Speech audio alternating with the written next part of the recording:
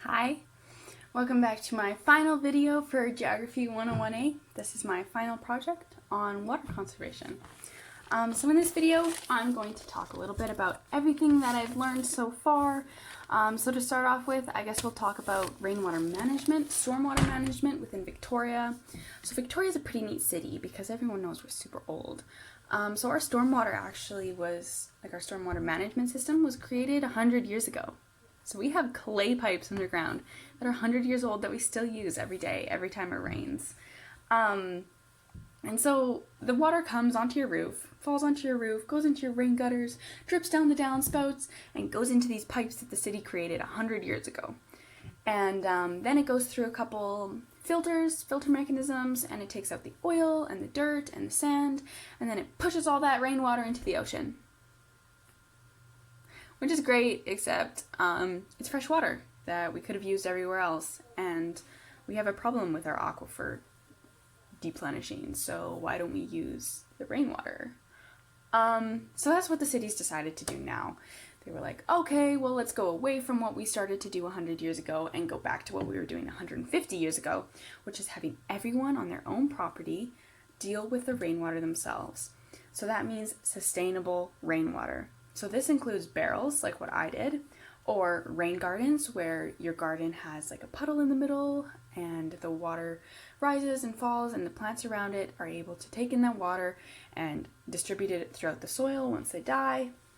This means green roofs, like you've seen on campus. It means bioswales, which are just a whole bunch of rocks in a pile that you pour water onto and it goes into the soil. It means permeable paving. I don't know if you've seen that around, but that's really cool. It's like little squares of pavement that have holes in the middle, and you create this flat surface that's kind of really hard, so you're still able to drive your car on it, but it has grass growing through and different plants, and the water can go straight through your pavement. And infiltration chambers, which I just recently learned about, and I drew a picture for everyone. So it's a little bucket that you submerge in the ground, and it has holes in it, so all your rainwater comes down into the bucket and then goes out into the soil. A great way to fill the soil with water. And all of these ways can be tested and paid for throughout the city. You can have tax reductions because you're no longer using the stormwater system, which we pay for with our taxes. So all in all, it's a win-win situation to disconnect from the downspouts of the city. So the reason for disconnecting is mostly because of climate change. We're expected to see a 15% increase in rain in our area alone in Victoria, which is a lot, especially since we already get a lot of rain. And so the sea level also will obviously rise. We'll expect to see 45 centimeter rise by 2050, which means that the storm drains that we have to take all of this water away will no longer be able to flow into the ocean. Like, they'll be underwater and the ocean water will be filling them. So by 2050, we should probably have this all figured out.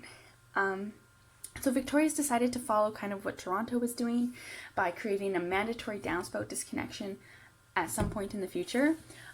So I guess anyone who's done this already is just a little bit ahead of the game.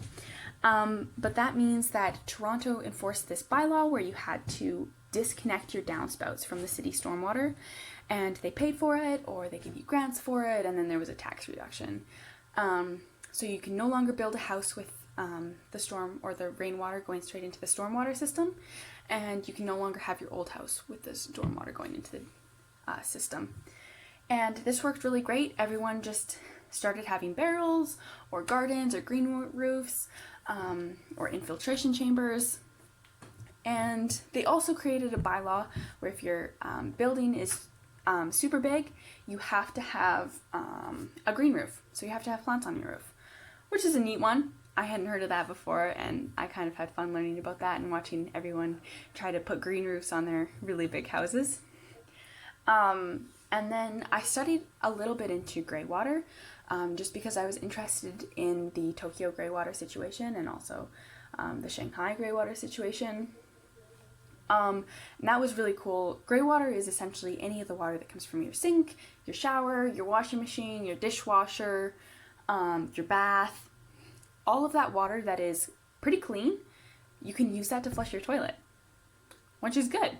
It's great. It doesn't even look gray. I looked at some of it. It's not even gray. It's still like normal water. Like, you could drink it, but we use it to flush our toilets instead, and everything's handy dandy. People also have used their rain barrels. Normally they're quite a bit bigger than mine. Normally they're an 800-liter tank instead of a 200. And you use those rain barrels to for drinking water. You can use them as soon as they're food safe. And I have the number of the man who sells food safe ones. You can use them to drink from, or to do your dishes, or anything else you want to do. Anyway, I'm running out of time, so that's all I have time for today. And I guess this is my final project, so I probably won't be seeing you again. But thank you so much for watching everything that I did, and thank you so much for taking the time to look through all of my videos. I had so much fun doing this project, and I hope you learned something as well. And I hope you stay safe during this dangerous time of viruses. Make sure you wash your hands. I'll talk to you guys maybe later. Bye!